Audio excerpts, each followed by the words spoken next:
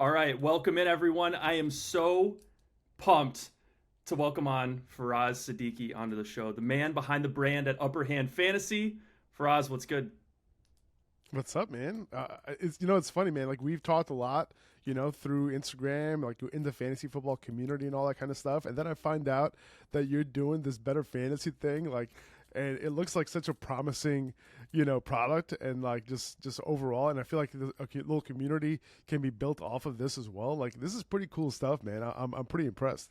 No, I appreciate it, and super impressed with what you've done too at Upper Hand Fantasy. I mean, I've been following your content as a fantasy player like myself, for years now. Like I think you started what in 2020, 2019. Like, what's the origin It story? was no, it was even before that, dude. I think it was Wow. 2018, if I'm not mistaken. Yeah, like you know, there's some there's some OGs. And I think you were probably one of the OGs. Honestly, like just to, like find me somehow, on the platform, one of these platforms that are like impossible to find anybody. But like, yeah, man. It's 2018 is when we started just putting out content, and just the fact that you asked me about that, just thinking about the type of content I was putting out 5 years ago, and comparing it to now, it's like night and day.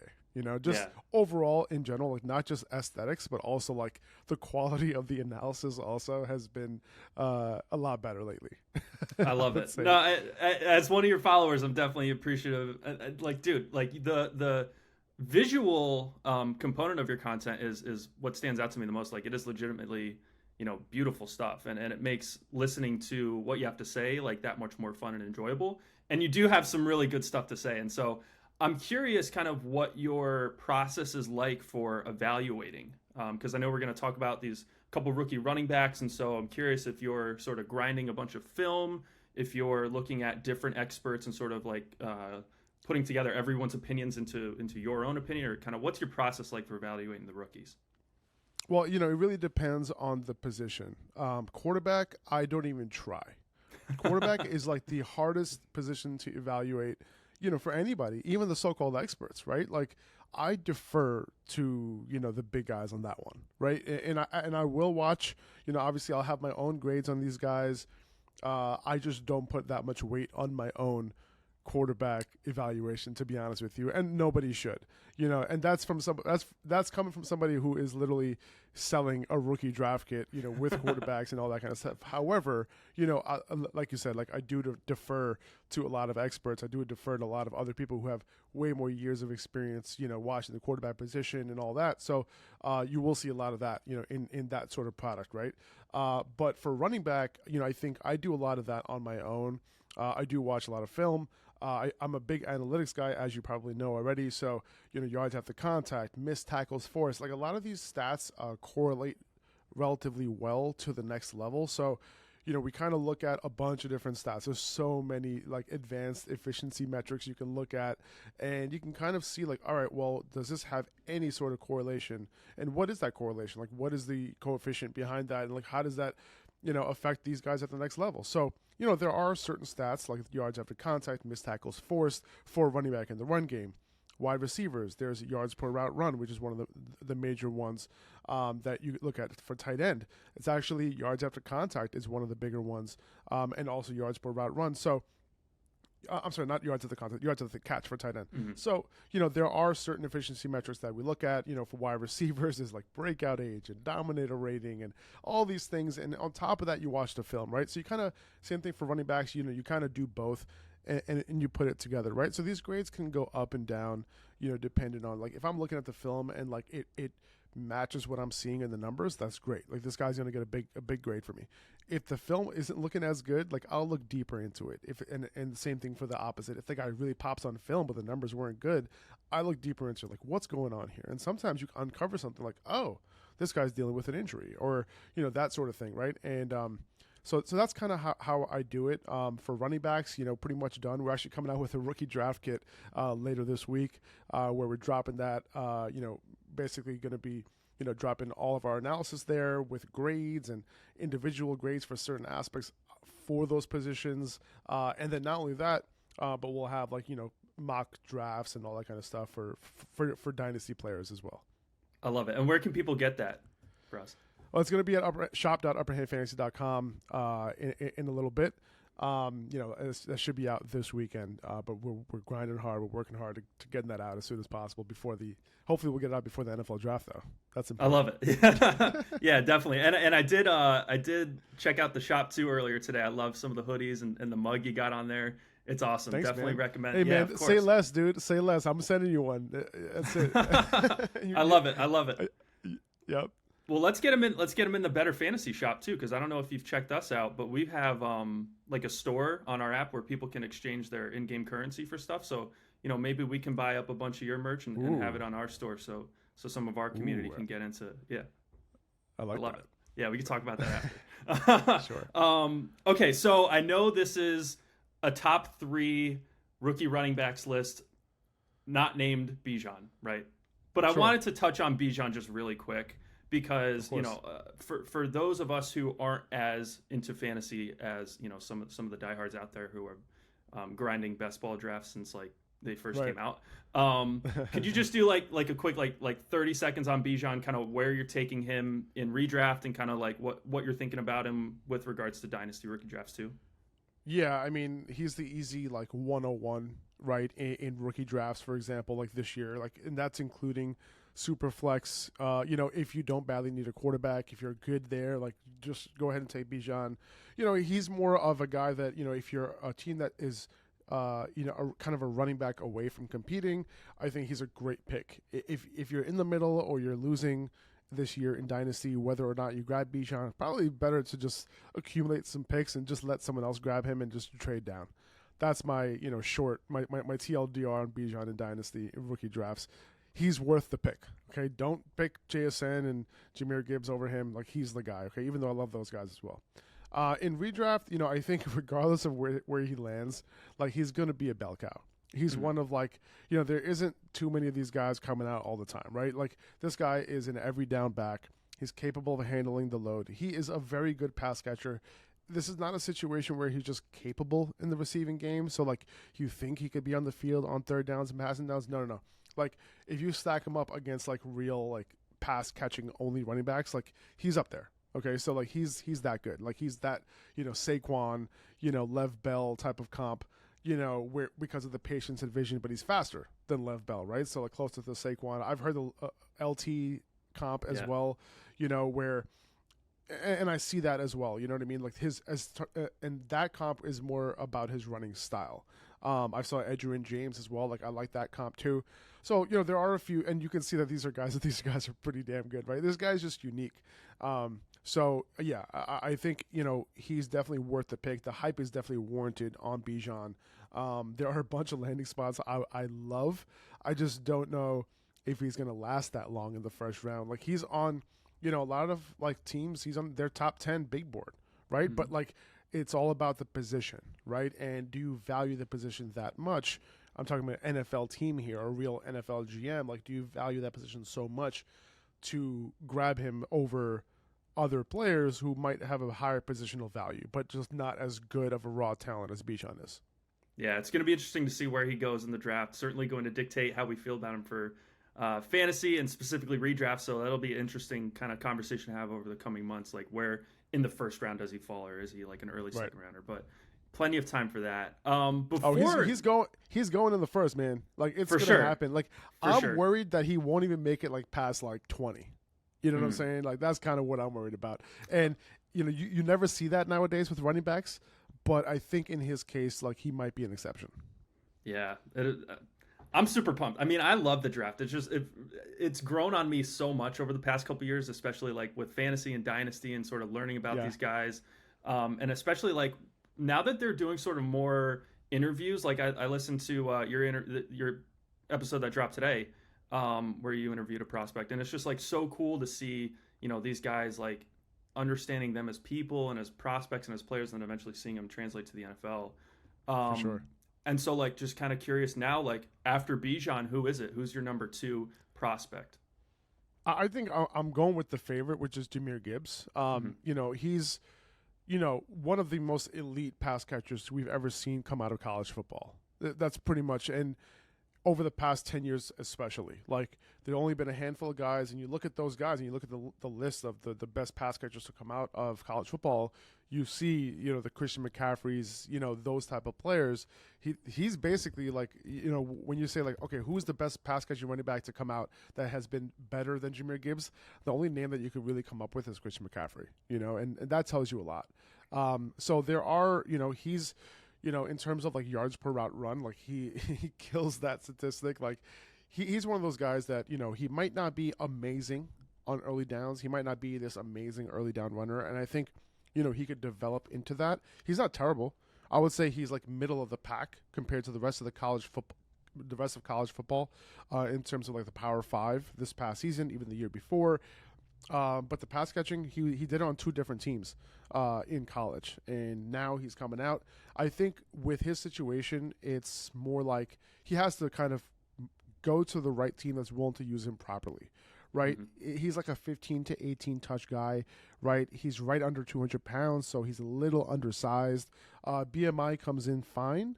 So I think he'll be able to hold up to like hits and stuff like that. But at the end of the day, I think he has to go to the right scheme in order for him to really, really match, his potential. For sure. So let's say he goes to Kansas City, right? Pretty ideal situation which is my favorite pick. Like I think that if I don't think he's going to go in the first round, but if he does, I think the only team that's willing to take him in the first is Kansas City with the last pick in the first. Yeah, I mean, look what they did with McKinnon.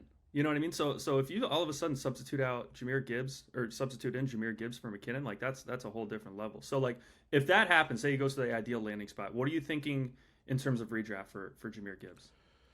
Well, for Jahmyr Gibbs, like if he goes to the Chiefs, for example, right? Like you look at the history that Andy Reid has had with good running backs, right? CH didn't pan out because he actually wasn't efficient in college in the receiving game. He got a bunch of receptions, but he wasn't efficient. Now you look at what he did with Jamal Charles, right? You look at what he did with Kareem Hunt.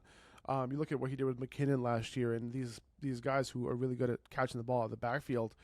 Jahmyr Gibbs is probably a second or third round pick for me in redraft because I don't look at someone like Isaiah Pacheco as somebody who is going to be taking away touches from Gibbs. Like I said, I think Gibbs is a 15 to 18 touch guy with a large portion of that coming in the receiving game, which can make him a low end RB1.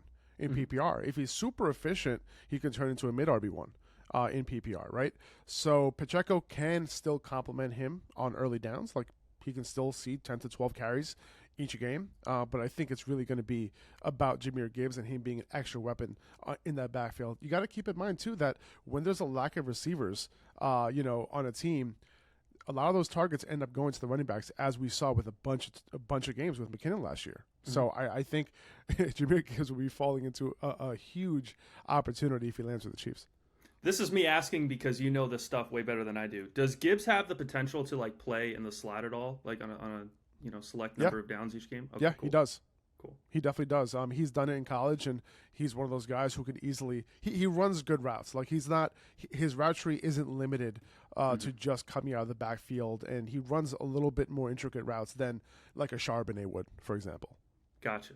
That might be a good transition. So we've got Bijan, obviously 101, and then we have Gibbs coming in second. Who's your third ranked running back prospect? It is Zach Charbonnet, and Nice. I think he's somebody if teams need an early down running back who has some pass catching chops, I think he would be a good pick. Which is why I'm actually taking a few bets here and there that Charbonnet might be the second running back taken off the board because of the fact that I said that Jahmyr Gibbs, he kind of needs to land in the right system. Some coaches and some OCs and some franchises might not want to draft Gibbs because they don't have the confidence in themselves to be able to put Gibbs in the right position. If you want to establish the run, if you want to have a run game, Gibbs is not the pick, right? Charbonnet would be the pick there. In my opinion, that would be a mistake because Gibbs is like a weapon and he's explosive. Charbonnet is a very good running back, and I think he'll be like a plus running back in the NFL. But he's like like I comp him to like a David Montgomery with a little bit of A.J. Dillon. A.J. Dillon's obviously a huge running back, but like a smaller A.J. Dillon. That's kind of how I see these guys. A little bit more power than Montgomery, I would say. That's kind of how I'm looking at him. So there are a bunch of teams, right, like that need an early down guy who might not want someone who they just can put in space, for the most part on most of their touches. Yeah, I love that, and I love too the idea of potentially getting him at second running back taken in the draft. Okay, so we've got a power running back in Charbonnet. He's able to catch the ball out of the backfield a little bit. So the prospects for him with regards to fantasy pretty good. Like, do we like the potential for him to be productive in his rookie year? I think so, man. Like, if you're drafting a running back in the second round, especially a running back who has like an all around skill set, I think there's a very good chance that he could make his way, and become a starter right away for a team. Like last year, right? We saw Kenneth Walker come in. He was sitting behind Rashad Penny. Rashad Penny gets hurt. And that's the only reason why Walker didn't get his opportunity, right? Because they liked Rashad Penny enough to the point where, and for good reason, right? Obviously, his real knack is him getting hurt. But, and obviously you had, Breece Hall as well coming out, and, he got opportunity right away. And eventually, we figured out who Breece Hall was pretty quickly, and the Jets did too. And so I think it's a similar situation where, I think he's going to be taken early to mid-second round. And at that point, when teams are taking a running back that early, you gotta use them right away. And Charbonnet, is coming out after being a senior last year, right? So, not an old running back by any means, but he's not, coming out after his junior year. So it makes sense to start using him right away. And I think there are a bunch of teams, in that beginning to mid-second round who could use his services right away. Definitely. Quick curveball if you're cool with it. Let's say he goes to like a pretty favorable landing spot where he's projected to be sort of like a 3-down back, if that still exists in today's NFL. Who are you taking in Dynasty rookie drafts, him or Jackson Smith and Jigba? Oh, it's definitely the Jigba. It's not close. Okay, gotcha. Yeah, gotcha. And I'll just be straight up. It's a number one for me is Bijan. And we're talking just skill positions here. I'm gonna leave out quarterbacks. Pretend this is a non-superflex league. Bijan, JSN, Jackson Smith and the Jigba, then a tier gap, then Jahmyr Gibbs, and then another tier gap, Zach Charbonnet. That's kind of how I'm looking at it right now. Gotcha. And JSN is just this guy who could be an elite wide receiver, right? And I think Gibbs also has a chance to be an elite wide receiver. However, like, is he going to be good enough in the run game to be someone like Alvin Kamara? Obviously, he's smaller. He's super small. He's a smaller running back than Alvin Kamara. So Kamara had the leg up of being able to be kind of a close to an every down back, a 3-down back at the very least. But yeah, so I do think that Charbonnet would be my 104 at the earliest in a regular rookie draft, for example. I love it. And then I know we're coming up on time here, so just one last running back to get to. After Charbonnet, who is it for you? This might surprise a lot of people, and that's Kendre Miller out of TCU. Wow, I love it. Yeah, he's one of my favorite running backs, man. Like, in this draft class, like, there aren't that many running backs. I'm going to say this, okay? Kendre Miller, he's not my like steadfast number 4 running back in this class, okay? Because I think he falls in a tier, like the next tier of running backs. That's between, guys like him and Tank Bigsby and Dwayne McBride. Like, these guys kind of are in the similar tier for me. You have Tajay Spears also that you mentioned that he was just on my podcast that came out today. But like, great guy, by the way. He seems awesome. He is great, man. I was talking to him before the pod too. Like, he's just a good dude.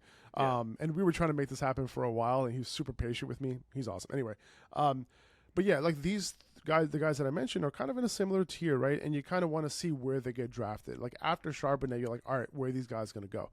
It seems to me like Kendre Miller, he should go in the second to third round, right? Potentially third. Same thing with Dwayne McBride. Like, we want these guys to be day 2 guys. We don't want them slipping into day 3, because if they do, the chances that they become super fantasy relevant is very, very low. Like, we had, a great one in Dameon Pierce last year in his rookie year, which is kind of rare. We had guys like Ramondre Stevenson, do his thing last year after his second year of being drafted on day 3. But once a guy has that cutoff before, on day 1 or day 2, you really should take shots on those guys, regardless of who they are. Outside of maybe the gadget guys, the really small guys, maybe you don't want to touch them necessarily. But like, Kendre Miller is somebody who, he's very, very good, your yards after contact is up there in this class. The last 2 years, he's very, very good at making guys miss. He has good patience. He hits the hole super fast. He reminds me of a bigger Kareem Hunt.